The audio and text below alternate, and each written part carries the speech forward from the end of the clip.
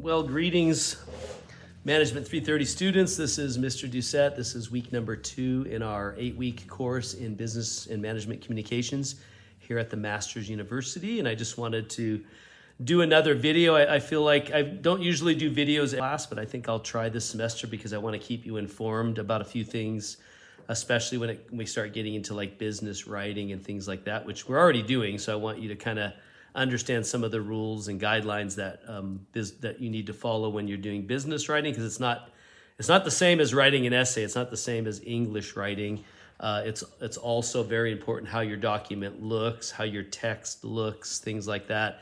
Those are extremely important when it comes to writing in the business environment, because it's somebody's going to read it. It needs to be visually appealing. So anyway, we'll talk about that a little bit here in a minute. But I'm going to go ahead and share my screen, and there we go.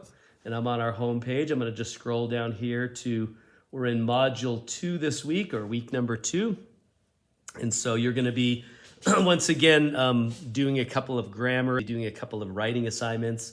But here we are, module 2. So there's definitely some reading that you need to do in the textbook. And then there's some lectures. Definitely some reading that you need to do in the textbook. And then there's some lectures done by, you can watch those. They're great. And then you do have a discussion post. By the way, your discussion post is supposed to be, your initial post is supposed to be done by Thursday.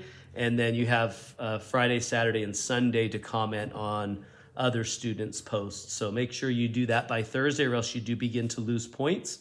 You do have 2 grammar assignments for both chapter 3 and 4, and then you have 2 writing assignments for chapter 3 and 4. Now I want to let you know about the writing, and that's really one of the reasons I want to do this video is you already started your writing assignments week 1, and I'll be grading those over the next couple of days. But make sure you read my notes, because I actually am able to put comments on your document as well as in the notes section or comments section. I'm able to give you feedback on your writing assignment, and then you can make changes. And I just want you to know all of the writing assignments that you'll do in this class, you're welcome to edit them at any time for a higher score. You only get 20 points to begin with, but you could earn as low as 8-9 points depending on the quality of your writing assignment. And of course, you could get full credit of 20. But I just want to emphasize, and I do have a video that I'll be sending you, but I want to highly emphasize that you watch that video. It was done at another college, but I teach this class at multiple colleges. And it really is kind of the guidelines for business writing. And like what I like to say in all of those videos, or whenever I talk about this topic, is in English writing, it's 99% of how it reads. Does it flow well? Are you using descriptive language? Do you have the proper grammar, proper pronunciations, proper punctuations, etc.? In business writing, 50% of it is that, and the other 50% is how it looks. And that means that you need to make your documents in business environment very visually appealing. And the best way to do that is you're going to utilize things like short single-spaced paragraphs. In fact, if you notice, all writing on the internet is short single-spaced paragraphs because it's very visually appealing.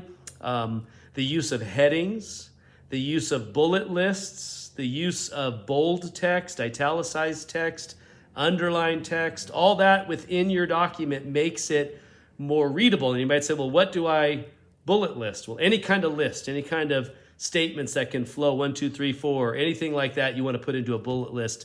If you're listing 6 items, you want to put it in a bullet list, that kind of thing.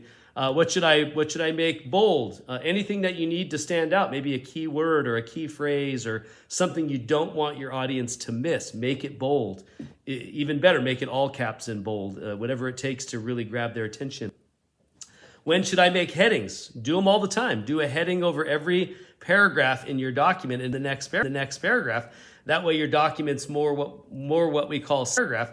That way your document's more what we call scannable or readable. If somebody can look at your document, scan it in 30 seconds and get the gist of what it's about, that means you've succeeded. If they have to read the whole thing because it's nothing but packed in long paragraphs, then you've lost it. They have to read it, and in that case, they may not want to read it. And so the idea here is to make your business documents extremely visually appealing. And that's what I'm going to really emphasize in this course. So I will be grading you 50% on how it in this course. So I will be grading you 50% on how it reads, but also 50% on how it looks. And so make sure you watch my video. It really goes over all the guidelines for what to do and not to do in business writing, and that'll really help you get good grades on your writing assignments. And again, you're welcome to go back and edit them at any time. So that's it for week number 2. If you have any questions, any concerns, if you have anything going on in your life where you need somebody to pray for you, I'd be happy to do that. Just let me know. Please reach out. Please email me. And I communicate 100% through email or text if you text me. So that's pretty much it for week number 2. Week number 2, have a great week, everyone, and you will hopefully see me again on video next week. Have a great week, everyone, and you will hopefully see me again on video next week.